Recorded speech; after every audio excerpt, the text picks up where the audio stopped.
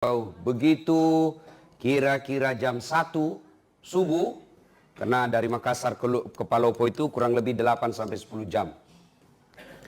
Saya terbangun. Saya lihat, kenapa ini mobil singgah? Oh, ternyata saya lihat, sopirnya turun kencing. Dia turun dari sebelah kanan. Saya juga tiba-tiba mau kencing. Saya turun sebelah kiri. Ini mobil tinggi. Ya, jauh sopirnya kencing sebelah kanan, saya turun sebelah kiri. Begitu saya lagi kencing, saya pikir sekalinya ini sopir dia tidak tahu saya turun. Karena memang dia tidak lihat saya turun. Dan pada saat dia turun, saya lagi tidur. Sementara saya lagi kencing, belum habis, tiba-tiba lari itu mobil. La haula wala quwata illa billah. Nah, kena ke awala. Lari saya lah, woi Musalaika, kau tinggalkan saya. Tapi apa hendak dikata, mobil sudah rapat, pada saat itu juga gerimis. Tidak didengar. Lah bu yotoe. Tinggallah saya mulai jam 1 dini hari. Nanti dia sadar ini sopir. Ketika tiba waktu subuh, dia balik. Ustaz, subuh mi. Dia lihat, tidak ada Ustaz. Dia baru sadar saya ditinggal. Dia balik mobilnya, laju kencang. Masya Allah, dia baru tiba jam 6.15 pagi. Mulai saya jam 1 subuh. Semua mobil yang saya kasih singgah, tidak ada yang mau singgah. Yang mau ke Makassar tidak mau singgah. Yang mau ke Palopo tidak ada yang mau singgah. Kenapa? Karena waktu itu tengah malam di hutan. Ini tengah hutan Pak. Saya pakai putih-putih. Saya berpikir dia kira ini saya pocong. Tidak ada satupun yang singgah mengambilku. Ya, jam 6:15 baru dia singgah di tempat saya. Saya mau tinggalkan tempat itu. Saya bilang nanti dia pulang tidak dapat Kak. Nah kena tonga bala. Salat subuh lah saya. Basah Pak, semua basah. Begitu saya sampai, dia tiba, saya mau bilang, saya mau siksa ini orang. Saya mau bawa ini mobil dia. Saya kasih tunggu singgah di sini. Saya bilang juga, tidak enak juga. Tidak manusiawi. Balas dendam. Saya sampai ke rumah jabatan Palopo, wali kota Palopo. Tiba-tiba Pak Yudas wali kotanya. Dia bilang, Ustaz, bagaimana ceritanya bisa kita lupa koporta? Dalam hatiku mak beli si sopir ini. Bohong lagi nih sopir. Ternyata saya bilang, bukan kopor saya lupa. Dia yang lupa saya. Ternyata dia lapor ke wali kota. Kenapa terlambat sampai? Karena dia bilang kita balik lagi ke masjid. Lupa kopornya Pak Ustadz. Nah selesai saya ceramah.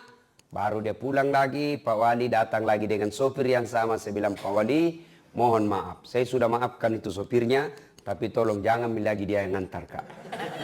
Tapi apa hikmahnya? Setelah itu honorku dia tambah 2 kali lipat. Dia bilang, ini Ustaz, uang duka cita. Nah ibu bapak saudara-saudara sekalian. Saya ambil iktibar, saya ambil hikmah pelajaran. Dari kisah ini, di dunia ini, di dunia. Apa pelajaran ini? Saya bilang, beginilah kisahnya kita kalau kita dikubur. Masuklah kita dikubur. Berharap ada mobil yang singgah mengambil saya. Berharap ada keluarga yang doakan kita. Ternyata tidak ada lagi yang doakan kita. Kita menunggu keluarga mendoakan kita. Kita menunggu anak mendoakan kita setelah dikubur. Tapi apa hendak dikata, tidak ada satupun yang mengingat kita. Basah kuyuplah saya, menderitalah saya. Ternyata mengharap kiriman-kiriman doa, ternyata tidak ada yang mendoakan saya. Beginilah kita Pak, merantau, kita datang ke Kupang. Bapak bekerja di sini. Kalau tidak senang, 2 tahun makin menderita. 3 tahun makin susah, 5 tahun tidak ada tanda-tanda bahagia. Lebih saya pulang ke Sulawesi. Begitu kan? Masih bisa Ki pulang. Kerja Ki di sini tidak enak, bos tidak bagus, kata-katanya kasar, istrinya enak-enak bicaranya, berhenti kerja, saya balik ke Sulawesi. Iya toh? Tapi kalau bapak masih dikubur, senang tidak senang, tinggal mako di situ. Tidak bisa kau lagi balik naik ke atas. Pun kalau kau balik ke atas maka tidak ada orang mau dekati kau. Wih pocong lari. Nah, ibu bapak, saudara-saudara sekalian, ini hikmah yang paling penting. Ini bapak-bapak yang sudah tua, yang di depanku sudah muka sakaratil maut. Melok kilo kega bos, pasti mati kok. Hah? Berapa kali maki antar jenazah? Tuh, 3 yang ngantar kita itu. Bapak coba lihat kalau ada orang meninggal, telutu mantaraki. 3 yang ngantar kita. 1, harta. Ini harta keluar mobil, keluar motor, keluar karpet, keluar tikar, keluar semuanya. Begitu kita masuk di kubur, apa yang temani kita? Harta kita yang paling banyak, yang paling kita temani kita. Apa? Kain kafan. Tidak mentang-mentang dia kaya, pakai kain sutra. Tidak. Tidak mentang-mentang dia kaya, kasih tebal dia, kasih macam-macam kainnya. Tidak. Kainnya kain kafan, mulai dari yang paling kaya sampai paling miskin, sama kainnya, kain kafan. Apa minyak-minyaknya? Kapur barus. Iya toh? Tidak mentang-mentang dia kaya, pakai Bulgari, pakai Angelman. Tidak, pakai apa? Kapur barus. Lalu apa yang kita mau sombongkan di dunia ini? Meninggal, kain kita bawa. Tidak ada orang mentang-mentang dia kaya, dia bilang anaknya, kasih masuk tawa bapak PCD supaya tidak bete di kuburnya. Tidak bos. 2, yang mengantar kita masuk menuju ke alam kubur apa? Keluarga, anak, istri, handai tolan, sahabat, sepupu, ngantar kita. Tapi begitu kita masuk di kubur, mereka mau masuk. Mana mau itu tak nagoda ibu. Adindaku sayang, kemanapun kau pergi, aku akan mengikutimu. Gunung kan kudaki, lautan ku seberangi, masjid kau lewati. Iya toh, ibu-ibu. Begitu meninggal ibu, mau kira-kira suami tak masuk di dalam? Mau kira-kira? Jangankan masuk, kakinya saja tinggal 1 meter, ndak mau. Meninggal ibu, mata kanannya menangis, mata kirinya yang mana gantinya. Coba ada temanku pergi haji, meninggal mendadak istrinya, masih muda, meninggal mendadak istrinya. Bengkak matanya. Dia bilang, Ustaz, rasanya tidak bisa melanjutkan hidupku ini. Separuh jiwaku hilang, Ustaz. Saya bilang, hebat juga ini bapak ini. Barusannya aku dapat laki-laki. Sampai bengkak betisnya. Bengkak matanya. Ternyata beberapa bulan berlalu. Saya lihat dia jalan sama perempuan jogging.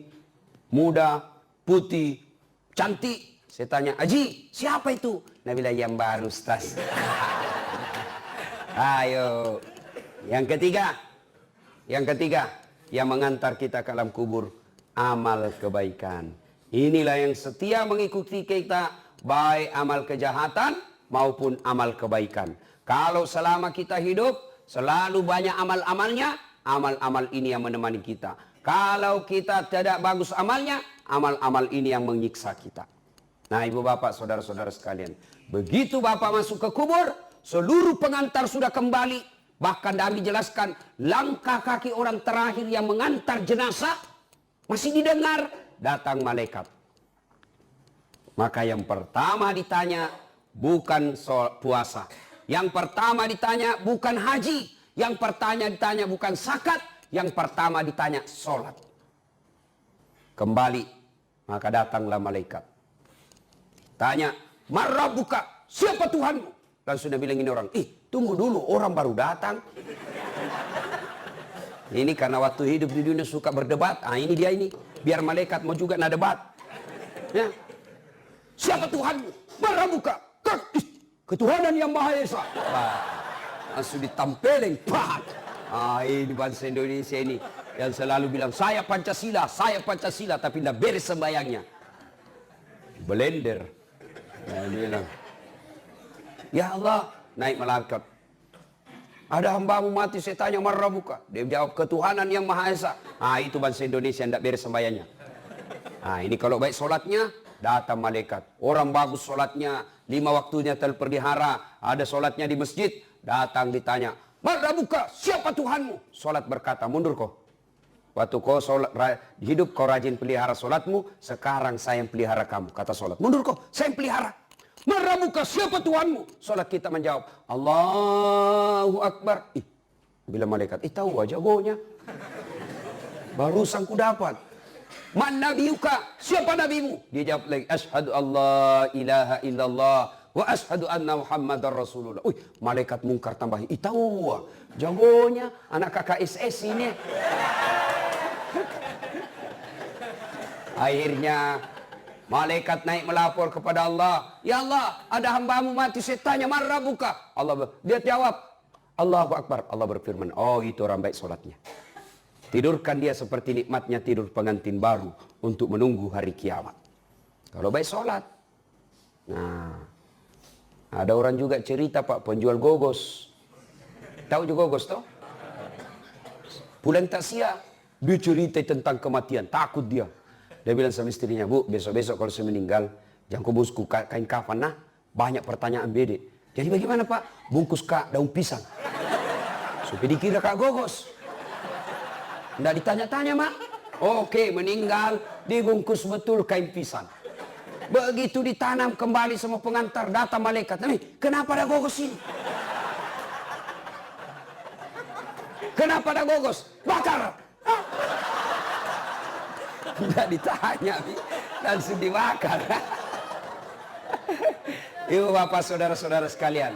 Nah, berikutnya, kalau masuk kita sudah dikubur, sepertilah saya tadi, menunggu orang yang singgah mengambil saya, ternyata tidak ada.